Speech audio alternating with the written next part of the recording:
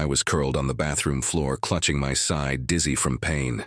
An ulcer, though I didn't know it yet. My wife stepped over me, rolled her eyes, and said, "If you're going to die, do it quietly. The neighbors already think you're pathetic." Then, she flushed the toilet, slammed the door, and left me there. I drove myself to the ER. 2 months later, she'd regret every word. Caitlin and I had been married 10 years. I'm 31, she's 29. It wasn't always hell. Early years were decent. Then the slow rot began. Eye rolls. Interruptions. Dismissive jokes that weren't jokes. I brushed it off. Life stress, I told myself. Just a phase. But phases don't make you. Feel invisible. Our apartment was falling apart. Black mold in the basement, a landlord who didn't care. Caitlin asked me to clean it again. 3rd time that month. So I grabbed gloves and bleach and went down. The place was a horror show. Wet. Walls, flickering lights. Something growing like it was alive. An hour in, I was drenched in sweat. My phone buzzed. A text from Caitlin. "Don't forget the trash while you're down there, you too." It wasn't funny, not sarcastic, just cold. I showered, came up, mentioned the text, expecting maybe a laugh. She didn't look up from TikTok. "You're not good for anything except getting dirty. You're like a broken tool I haven't thrown out yet," flat. Like she was reading the weather. I was stunned, not angry, just blank. I mumbled something, went back downstairs and sat on the steps for 2 hours, thinking, replaying years of small humiliations. She was in bed when I finally came back up. I grabbed a blanket, went back down, slept beside the water heater.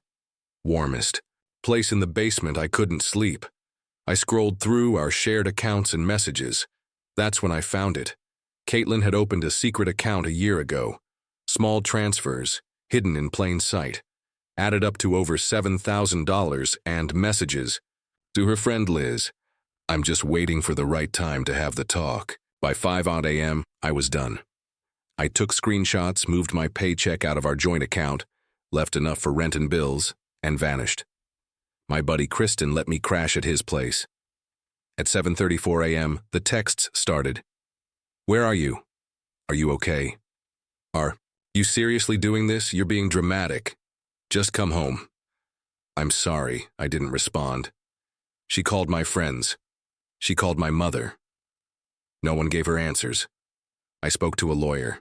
Showed him the text, the hidden money, the emotional abuse. He nodded. "You've got enough for a strong case." Then Caitlin showed up at Kristen's door. She cried. Begged to talk. Through the peephole, I watched her face fall when Kristen told her I wasn't home. For a moment, I felt pity. Then I remembered her text. "Don't forget to take the trash out with you." So I did. 2 weeks later, I've ghosted nearly everyone except Kristen and my brother Amory. Caitlin keeps trying. She's brought friends, family, even her mother. It's not guilt. It's damage control. Too late. I'm working with the lawyer now. I've documented everything. I'm not just leaving, I'm cleaning house. They say red flags are easy to spot in hindsight. That became painfully clear the day Caitlin smashed my phone. 78 angry texts in a single morning. That was my wake-up call. Quietly, I started my exit, opened a P.O. box, switched banks, rerouted my paychecks, removed my name from every shared streaming account. Petty? Maybe. Satisfying? Absolutely. And most importantly, I documented everything. Then I went back. Through old messages, emails, stories she'd told others, things I once brushed off as sarcasm or stress. I wasn't her partner. I was her punchline. There was the time I risked my life hanging lights outside our place. She hated heights, so I did it. Her only comment, "The neighbors make ours look like a dollar store." I laughed then. Reading it now made me sick. When I followed the money trail, it all came into focus. There was another account, expensive lunches, shopping sprees, weekend trips, while she told me we were broke. So, on day 5 of silence, I finally responded, "Please direct all future communication through my attorney." Then I blocked her. Everything except email. That stayed open, muted, for evidence. That's when she snapped. Showed up at my job, twice. Security had to escort her out the second time. Then came the smear campaign. Mutual friends started, getting texts about my mental breakdown. The classic Darvo play, deny, attack, reverse victim and offender. One friend, Brody, called, concerned. She said you snapped. Oh, I said. Did she mention calling me trash while I was cleaning toxic mold from our basement? Silence. What about hiding $7,000 in a secret account? More silence. Same with the others. I never raised my voice, just sent receipts, screenshots, facts. One by one, the mood shifted. Her online posts went from worried wife to angry victim to please come back. I didn't. I found a tiny studio apartment. No mold, no drama, just peace. Caitlin didn't feel the squeeze until day 10.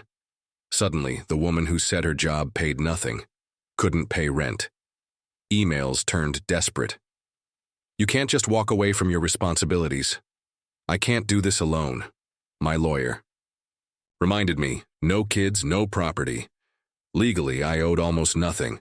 I set up autopay for the exact amount, not a cent more. And yet the echo of her voice in that basement lingered.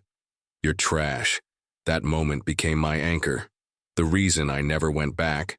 Then came the party, just 15 people. I didn't expect her to show, but she did. Disheveled, puffy, eyes that old sweater she always hated. When our eyes met, I felt nothing. Not love, not hate, not even pity, just stillness. Like watching a storm from behind glass.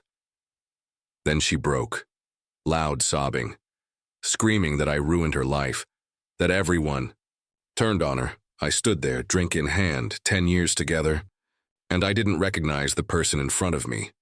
That night, I lay on my new bed. I scrolled through old photos, trying to feel something. I didn't. The man in those pictures wasn't me. He was someone she taught to hate himself. Someone who believed he was disposable. Divorce papers go out tomorrow. She'll be served at work, quietly, with witnesses. Most mutual friends are blocked, not out of spite, just space. Yesterday, I found mold in my new bathroom, cleaned it immediately, opened the window, turned on the fan. Small habits die hard, but this time I'm taking out all the trash for good. The plan was simple. Split the assets, keep it civil, get out fast. But the second Caitlin walked in, she handed the mediator a list of demands so absurd. Even he blinked. Twice. 10 years married. No kids. She wanted alimony, the rental apartment, my car, half my retirement, even though she was hiding her own accounts. When asked about the hidden savings, she claimed it was for an anniversary trip. My lawyer slid. Over screenshots. Text to her friend Liz planning her post-Cavan life. Tears welled up in her eyes. Not the manipulative kind. This was messy, ugly, real. For a second, I almost reached out. 10 years of reflex is hard to kill. Then I saw it, the familiar look under the tears. The one that says, "Is the old programming still working?" It. 2 months later, the dust settled. No alimony, she kept her secret account, I kept my retirement. We literally sawed the furniture in half.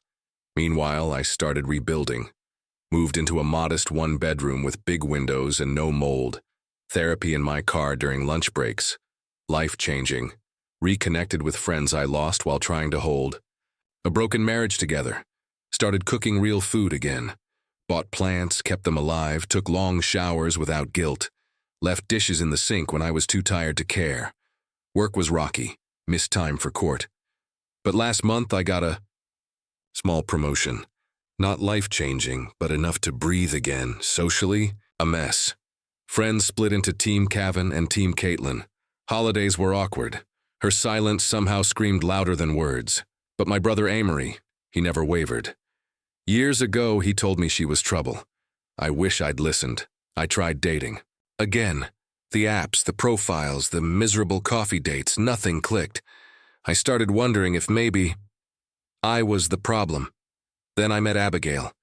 No sparks, no fireworks, just comfort, just safe, just good. 2 months in, she knows the basics of the Caitlin saga. And she's still here. That's a win. Then came the grocery store, Sunday morning, comparing cereal prices. headphones in, and there she was, Caitlin.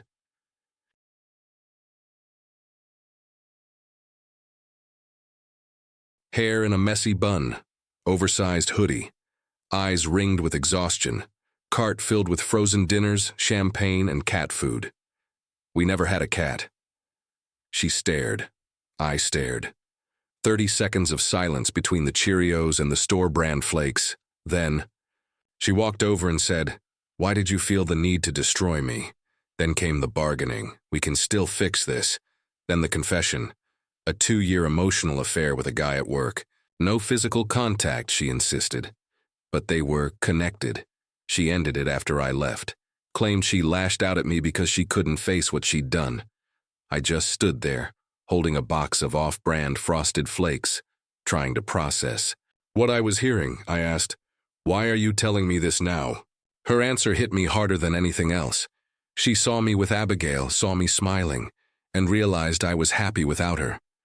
I told her I was sorry for how it ended, that I hoped she found peace.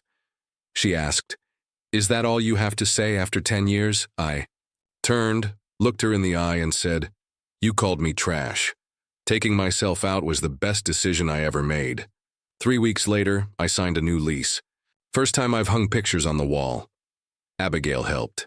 We laughed at how crooked everything was. We ate pizza, watched a bad sci-fi movie, fell asleep on the couch. This morning, I made coffee, stared out the window, and felt something I never thought I'd feel again so soon. Peace. No, the chapter isn't fully closed. Life's messier than that. But I'm not waiting for the next punch. I'm not walking on eggshells. Sometimes taking out the trash is exactly what you need to do.